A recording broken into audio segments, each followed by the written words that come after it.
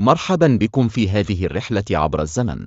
أثناء زيارة الرئيس إبراهيم الحمدي لسوريا، زار حلب وحمص وحماه، حيث الجماهير الغفيرة لاستقباله. في أثناء الزيارة، سأل عبد الحلوي مخدام، وزير الخارجية السوري، الرئيس الحمدي عن الفرق بين الحركة التصحيحية التي قادتها في اليمن والحركة التصحيحية التي قادها الرئيس حافظ الأسد.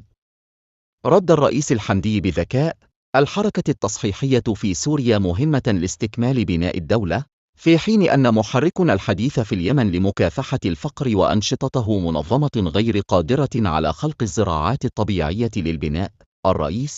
استمع الرئيس إلى وجهة نظر الزعيم اليمني حول العلاقات القومية والوحدة العربية، مشيرا إلى أن الوحدة تحتاج إلى تهيئة كاملة في جميع المجالات ونية صادقة. الرئيس الحمدي أشار إلى أن من يصدق نواياه سيكون أول من يتنازل عن السلطة في المؤتمر العام للفلاحين العرب. الرئيس حافظ الأسد كلمة فيها بالرئيس إبراهيم الحمدي، واصفا إياه بأنه الأكثر وحدوية منا جميعا.